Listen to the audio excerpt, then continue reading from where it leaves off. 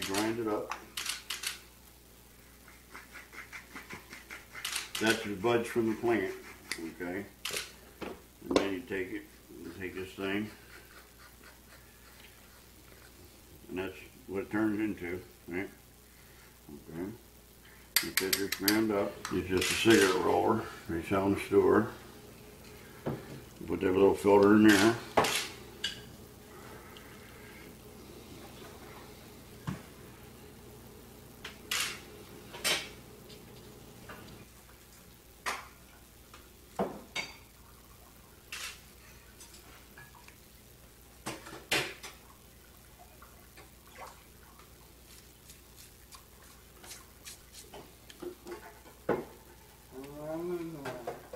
And there it is. There's your marijuana cigarette joint, whatever you want to call it.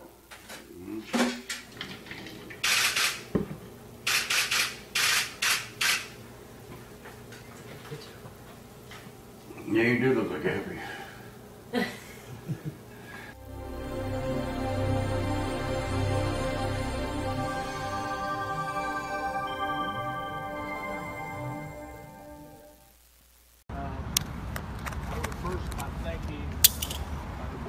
Law firm.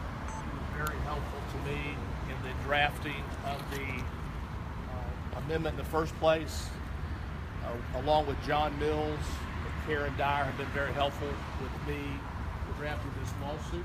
So I want to thank Boyd Schiller for their help. Now look, here's the background on this. 71% of Floridians voted to legalize medical marijuana in Florida. By all calculations that I've ever been able to determine, it's the largest vote ever in the history of America for a marijuana initiative. 60% is a landslide, 71%, I don't know what that is. And I do know that the people of Florida knew exactly what they were voting on when they voted. And when they were voting on it, the vast majority, if not 100%, knew that smoke was included. So the fact that we're here today is really unnecessary, but here we go. So look, from the very beginning, the argument from the other side was always that this is really the legalization of recreational marijuana. That was the debate that I fought over and over and over and over again.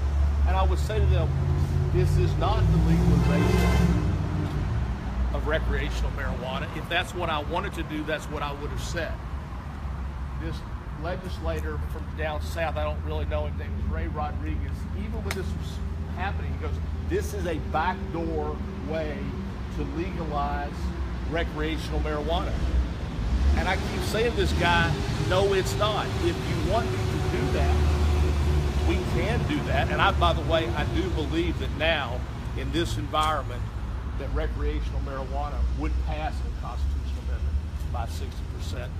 But that's been their bogus argument from the day one. This is a backdoor way to legalize recreational marijuana. So let me just say this. First of all, the lawsuit that we filed today electronically was just filed with United for Care. In the coming weeks, we're going to be adding plaintiffs who are patients who desperately need to use smoke as part of their treatment. There are people who have ALS. Smoke is extremely important to them. People who have multiple sclerosis, people who have epilepsy.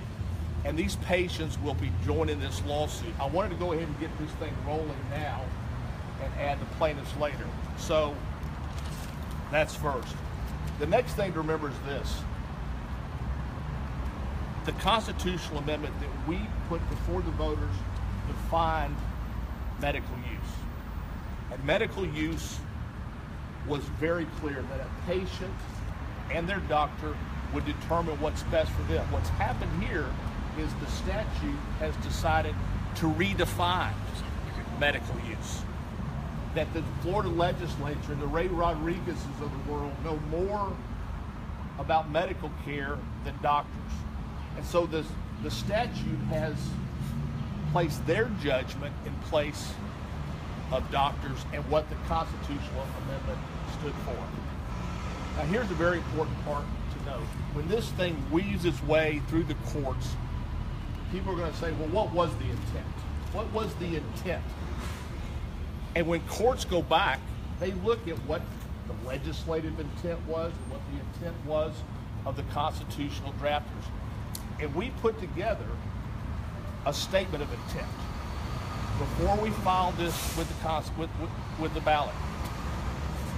And it's section C6. I'm going to read this verbatim. This section makes clear that the amendment does not require that the smoking of marijuana be allowed in public, unlike the proper use of medical marijuana in a private place which is not underlined illegal. That's the intent. That's what we said before we started. Now look, I went around the state debating sheriffs. It's very daunting to debate people that are wearing green suits and guns and hats. And every time I debated a sheriff, they would say things like, we don't want smoking in public. And I would say, look, there's not going to be smoking in public. And if you go back and look at all the debates, there's one guy, some sheriff said, we don't want people smoking marijuana in Starbucks. And I'm like, dude, you can't smoke cigarettes in Starbucks. What are you talking about? And time again, I would refer them back to this intent. The legislature knew what the intent was. The statement of intent was filed way before the amendment was on the ballot. So which brings us to today. Now look, in the amendment, it is very, very clear that it says smoking is not allowed in public. And that's the only place that smoking can be addressed by the legislature. It's not allowed in public. And look, it doesn't take a genius to figure out that if smoking is not allowed in public, it must certainly be allowed in private. So if I was going to give a first grader a test, and if I was to say to that first grader, listen here, if you go to a swimming pool and it says no swimming unless lifeguard on duty, the question for that first grader would be, can you swim with a lifeguard on duty? The answer is yes. If I was to ask that same first grader, if you go to a swimming pool in a hotel and it says no swimming after 9 p.m., no swimming before 8 a.m., does it mean you can swim between 8 a.m. and 9 p.m.? The answer is yes. And so the same question is asked. If smoking is not allowed in public, is it allowed in private? And the answer is as clear to all of you as it would be to any first grader taking first grade logic. And so we end up here today where we shouldn't have to be. Why are we here? What was their motivation? Look, you tell me. One thing we know for certain is the group that is most against me is Big Pharma. They do not want medical marijuana in the state of Florida. For years and years, they've tried to have a pill called Marinol that simply doesn't work. Every person that uses medical marijuana is a person who is not going to go down to CVS or Walgreens and buy their poisonous opioids, which hook us, kill us, and destroy families. So this really should have been over. They should have implemented it the proper way. I don't know what drives these politicians other than money and donors.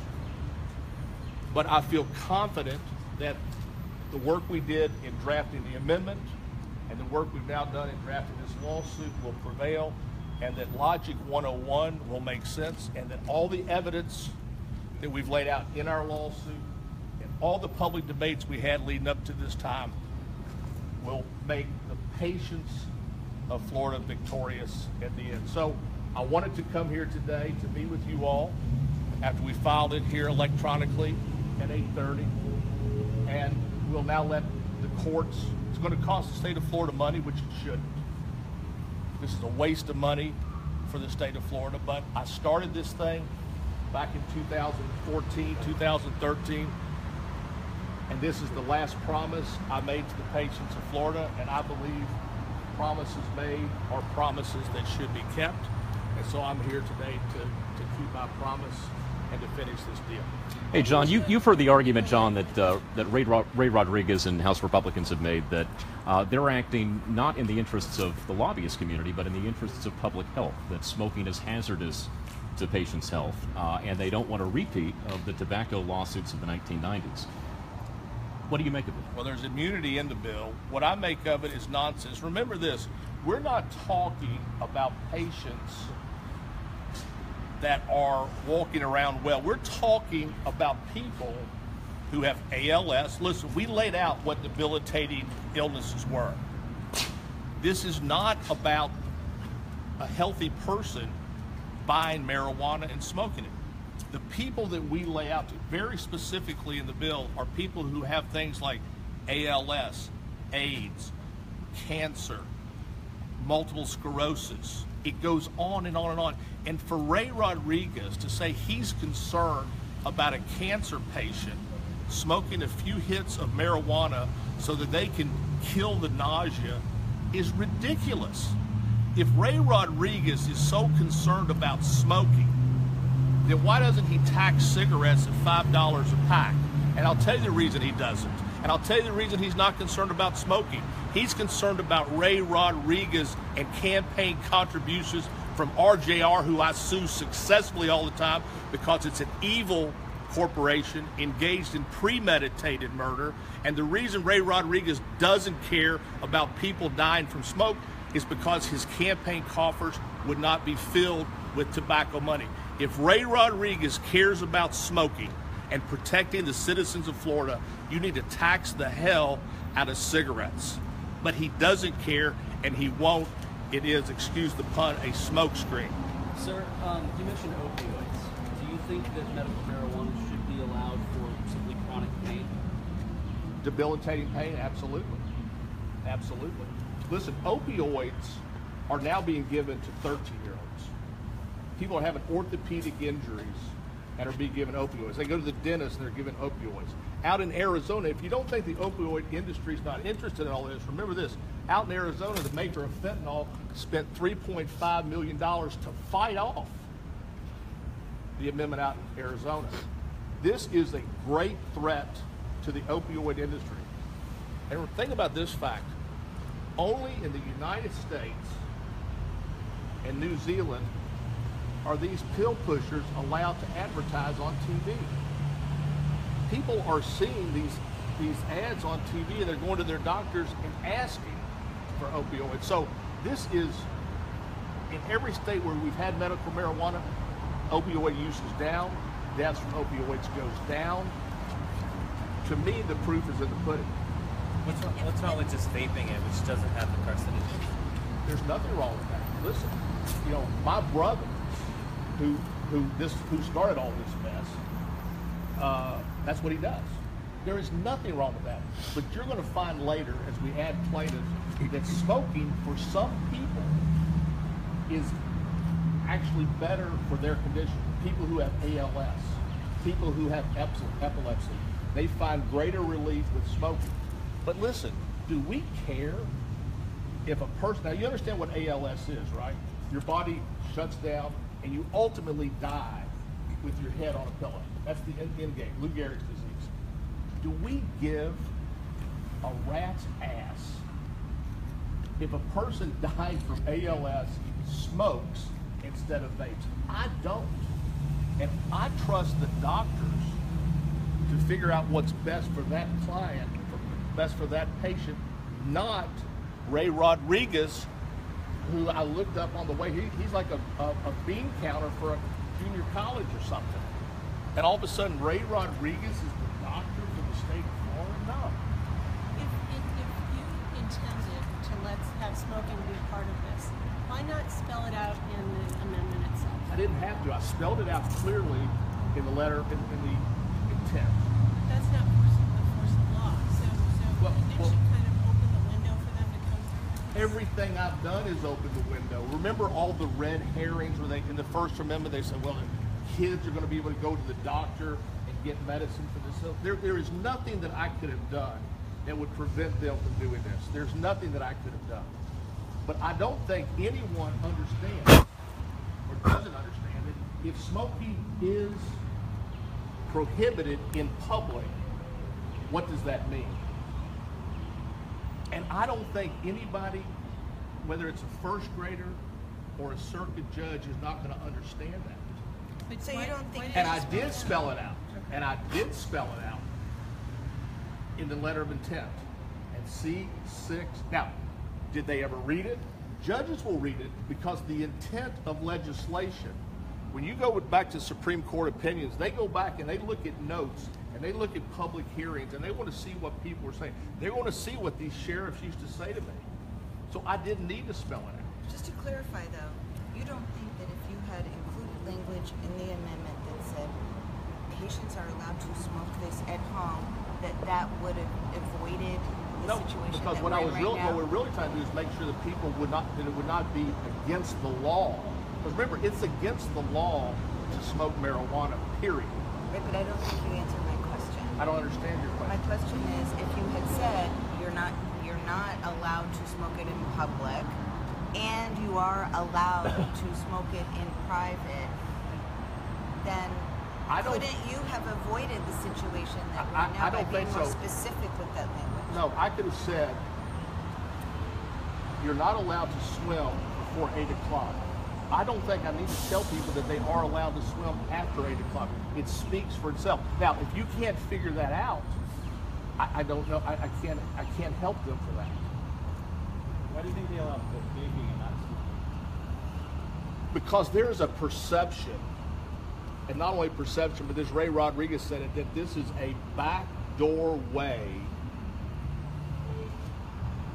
of getting into recreational marijuana.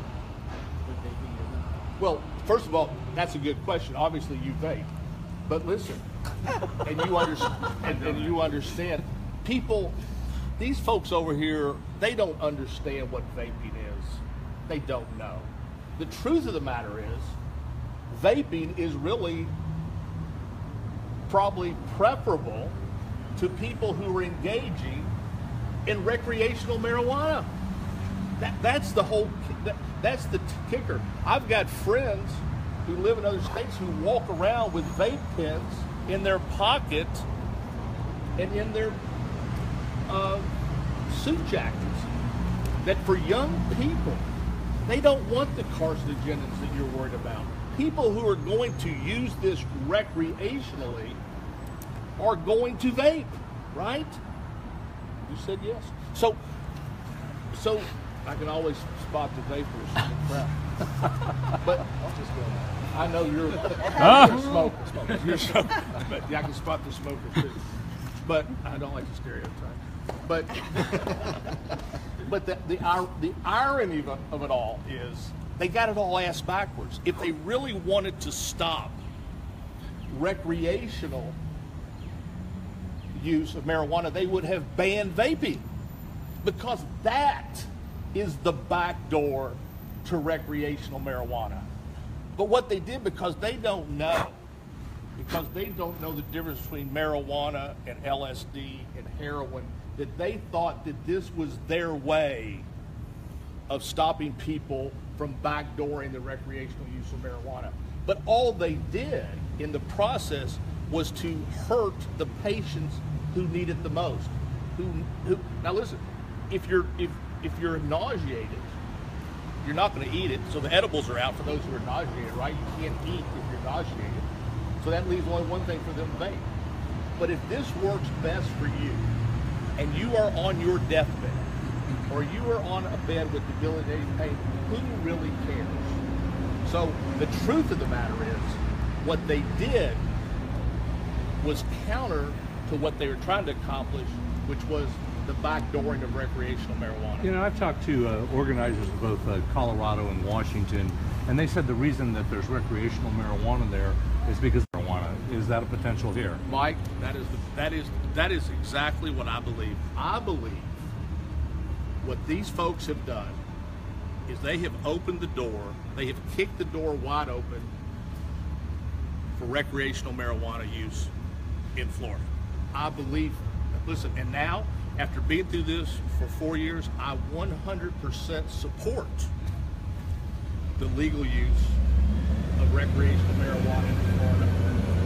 When you tell people, when the voters vote like this, and these folks over here tell us, no, no, no, what's the answer? Now, here's the real danger, and the reason you're onto something, Mike. All of a sudden, medical marijuana is now going to be a big business in Florida. You won't need one little fat guy like me bankrolling it. You can bankroll an amendment now with all the licensees and all the dispensaries and all the business that flood in. And all it's going to take is $6, $7, $8, $9 million to put it on the ballot. And I believe you're exactly right, Mike. I believe that what they have done is, by doing this, instead of let sleeping dogs lie, instead of me being here in Tallahassee fighting this, is they have opened the door fully to recreational use in Florida. And I think it'll happen in the next 3 to 4 years. So why file suit if it's going to happen? Well, why file suit? Because I'm right. And there are patients. Kathy Jordan, who I believe, I got to call Bob, Kathy Jordan got me involved in all this. She called me up. She's the one that got me. Kathy Jordan, who was arrested, by the way, if you all remember Kathy Jordan, for smoking marijuana. Kathy Jordan needs smoke to get her best result. Now, if you've ever met Kathy Jordan, she's not going to be with us much longer. She has ALS. And when you see her, but for Bob Jordan, she couldn't get around. So why did I come here to do this? Because there's Kathy Jordans out there. There are 400, 500,000 people, sick people today, that are counting on this. And I'm not going to wait 3 months or 3 years or 5 years when I know what should be done today, needs to be done today, and I'm not going to wait for tomorrow. Have you given any more thought to running for governor? Right. I mean, we were talking not long ago, and you said that the legislature has basically provided you another platform. If you decide that you want to run for governor, now you're going to get a lot of earned media, free publicity from this lawsuit. I mean, is this part of an effort of your political I told Richard aspirations? Corcoran, I said, the worst thing you can do to boost me is to limit smoke. So no, I mean, this, believe me, when I first got into this, I never thought I'd be the person standing here today. I got into this because Ben Polera came to me. He knew about my brother. I never thought I'd be the main bankroller of it all. But as you go through life, you don't know if you go left or go right. When I was in law school, I didn't think I'd own attractions that were turned upside down either, but I do. It's called WonderWorks. So that happens. And so here I find myself here today, and I shouldn't have to be here, but it is, and I think it's crazy what the legislature's done to give me this platform, because I'm right, and 71% of the people of Florida know I'm right. So, I'm going to take this wherever it leads me. So I noticed. Out there who's criticizing you for trying to, because you've now shown an interest in buying up one of these, or being a partner with one of these dispensary firms, that you're just trying to cash in on all this, and this is really, really, your effort to just make money. I wake up every day, and my 100% effort is to make money, and lots of it. And I'm never going to apologize for that. I'm leaving here to fly to my office in Brooklyn to make money. And I'm going to leave Brooklyn, and I'm going to fly back to Atlanta to make money. And I'm going to start an insurance company in Florida this year to make money. And I'm going to build a new attraction in Branson, Missouri to make money. And if people want to criticize me for making money, well, they're going to get to criticize me till the day I die, because I plan on being a capitalist till the day I die. So I am not Mother Teresa. I am not Pope Francis. I'm John Morgan, who I describe myself as a compassionate capitalist. Can you make money as governor? Can you make money as governor? I don't think you can. So what have you you've said you're not going to rush into a decision, but where are you thinking about running? Some days hot, some days cold. I'm getting ready to leave for New Hampshire because I'm too fat for Florida in the summertime. Can't handle the Florida heat. And Are you just going to run for president instead? the president said, "Yeah, well, I'm gonna think about it, and you know, I'm gonna see. It's like, you know, at the end of the day, you'll figure it out. Remember when you wanted to ask somebody on a date, you kind of knew if they were gonna say yes or no before you ask them out. So if I feel that way, maybe I will. I see no advantage to me announcing today or any time close to that. All the people that have announced are doing things that I would hate to be doing, which would be having coffee clutches and bullshitting people and telling everybody what they want to hear no matter what the position is in the clutch and raising money. I have an advantage, which I have, you know, name ID for better or for worse in Florida. I have an advantage where I can fund a lot of my stuff, so I don't have the need to do it now. I own race horses, and when I go to the races, you usually have to bet on the race before the race starts, but I'm going to have the advantage of let the race take off, come all the way around, and I don't have to make a decision until the horses are all coming down the stretch. Wouldn't you love to bet that way? If you could bet that way, you could make a lot of money. So that's how that's how I'm looking at all this. You know, I was looking at your Twitter followers, the people you follow, about, I guess, 400 or so.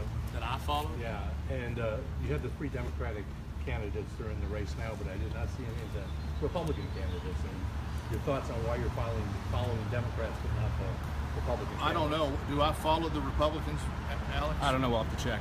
I don't know. I'm not allowed to control my own Twitter because people worry that I could have a couple of Maker's Mark at night tweet inappropriately. So I send my tweets out.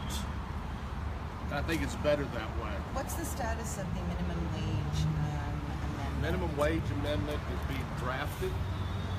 And also, by the way, if you want really to dig deep into this, John Mills and Boyd Schiller is the person to call if you want to get into the real details on this. And I have retained Boyd Schiller and John Mills. We are beginning the process of writing the amendment to raise the minimum wage in Florida. The one thing that I know for a fact is whether you're a Bernie Sanders voter or a Donald Trump voter, what people were really mad about was that they get up every day, they do all the right things, they work their asses off, and they come home and they're worse off than when they left the door. And the reason that is, and I'm certain that I have the answer to this, the reason that is because they're not paid fairly.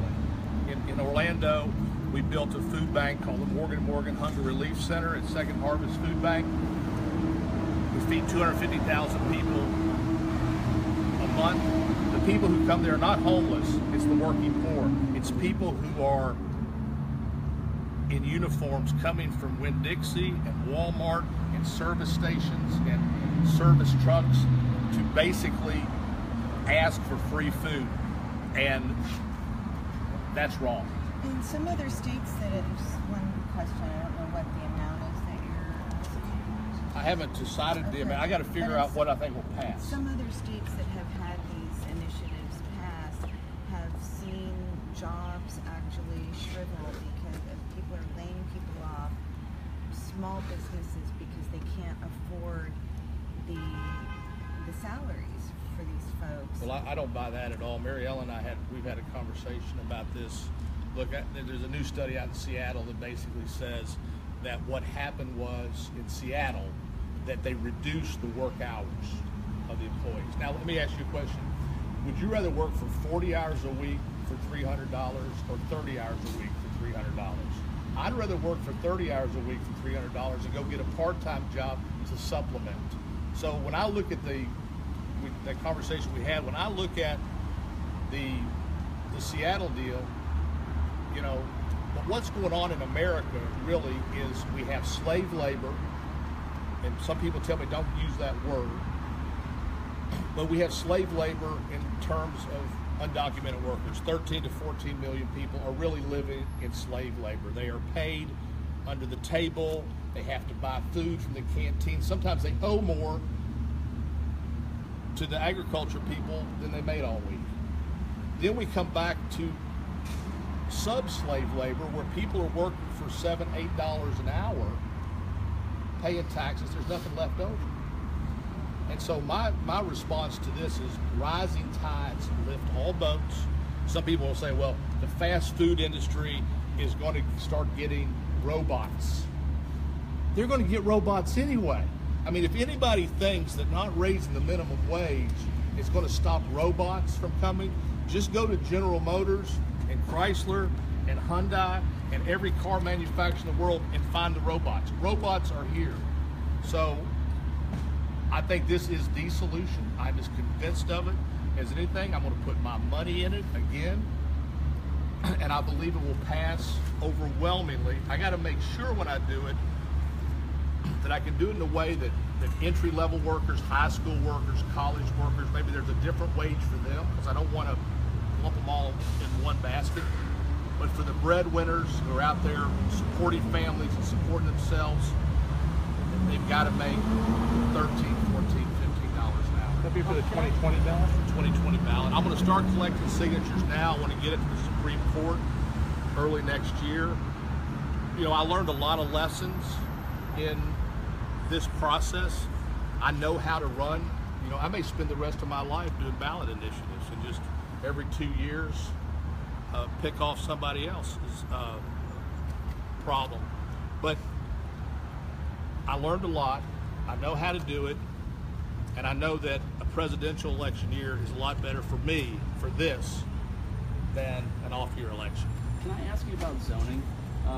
The Sentinel recently reported that Orlando, Winter Garden, and Winter Park are considering blocking dispensaries within city limits.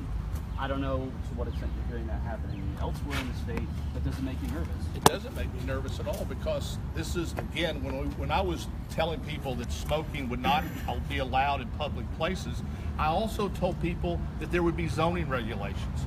That just like strip clubs are not allowed in certain cities, and just like liquor stores are not allowed next to churches, that these municipalities and cities are going to come in and ban dispensaries. And guess what? That's okay. All they're doing is hurting their citizens, hurting their tax base, making themselves feel good, because people are going to leave Leon County if they ban it, and they're going to drive to wherever. I don't know what the counties are up here. I don't get up here that much. Gadsden. They're going to go there. So, and then what's going to happen, as I used to say in the debates with the sheriffs, is then they're going to have to stand for re-election, and they're going to have to answer to the voters why they did this. So I'm okay with it, because I believe, like I believe in states' rights, which in Washington they don't believe in states' rights anymore. They used to be states' rights. I believe in states' rights, and I believe in the rights of municipalities to govern what they want to go on in their own city. And if Leon County wants to ban dispensaries, all they're going to do is hurt the patients who need it here, forcing them to cross the county line and let that other county make money, and maybe have that patient move from Leon to Gadsden or wherever the hell we are. Hey, John, Frank White, House Republican, just tweeted here, "We care the patient gets the proper dosage. It's impossible to control dosage with smoking." Is it impossible? What about vaping? Is it He says, unlike vaping, edibles, pills, etc. That's ridiculous. All right, you got gummy bears. You want to eat 1 or 10? Who's going to control the dosage of gummy bears? I don't know what he means. That the dosage, that you know exactly what the content is, the dosage is in each gummy bear, as opposed to... Well, you know the dosage of the number of how many ounces of marijuana you got. I mean, if somebody uses it all in one day, I'm sorry, it's just like somebody who goes to CVS and buys OxyContin for 30 days. If they use it in 10 days, the dosage, how's White going to stop that? Tell him, ask this white fella, I don't know who he is. Freshman, ask him what he's going to do about the dosage crises at CVS when somebody buys 30 OxyContins and uses them all in a week. What's his solution for that? That's why these guys, I mean, I don't know what they do for a living, I think about like a comment like that. What does that guy do for? What's his day job to make that kind of comment? All right. What do you think about that? It's totally off topic, but what do you think about? Hey Charlotte County, this is Charlotte County COPWATCH, and I wanted to explain what fair use is. You can use pieces of news articles if you're doing it for news reporting, you have commentary, and you're doing it for education purposes. So that's what fair use is, as you can see right here. Another reason why I wanted to make this video is to let you know I have just joined with Patreon. A nice thing with Patreon, I make no money on YouTube. They took the money away years ago, and so this is another way to give, and it's a nice thing too because you can give monthly. You can give $1, $5, $10, whatever. I do 4 to 5 hours a day on trying to wake the sheep up on how corrupt it is and different ways that you can fight the corruption. So Patreon is a way that you can do it, and then of course the old way is still there. Donate to Charlotte County COPWATCH with PayPal or credit card. So keep that in mind. 4 to 5 hours a day. I make no money, but the corruption happened to me and I'm sick of it, so I'm trying to wake people up. But my wife would love it if some, if we could get some help out there. There's 47,000 subscribers. Just think if each one of you subscribers just gave a, let's say, actually, yes, $1 a month. 47,000 subscribers gave $1 a month. That would be awesome. That's not going to happen. But anyways, that would be great if it did happen. But, do the math in your head. Just think about it. Like I said, 4 to 5 hours a day. I get no money from YouTube. YouTube has gone nuts. You can't do anything anymore. They're taking the money away everywhere. So these are a couple different ways that you can still help out with all this time that I put in. And as you know, I'm in a special situation where, at least I can do it. 4 to 5 hours a day. We have a cleaning company during the day. That's what allows me to do this, and we're debt-free. So this is my hobby. I don't go fishing and all that other crap. I try to save the world. So help me out to make the wife happy, man. In fact, if you guys did give $1 a day, and there was 47,000 of you, and you did it, and each of you gave $1, and that was every month, oh my God, yes, I could quit. I could start suing them. Another idea too that we have is, if I got, some funds, we could actually contact everyone that has been ticketed and or arrested and put in jail and start sending them postcards to let them know we're here, and to see if everything went all right, and if it didn't, find out their story. So we could even do more investigations and more lawsuits. Lawsuits take money. So just think about that. 47,000 of you so far right now. $1 a day. $1 a month on Patreon, or $5 a month Patreon, 10, 20, whatever. Just do the math in your head. Help out. This is a lot of work every single day. Thanks.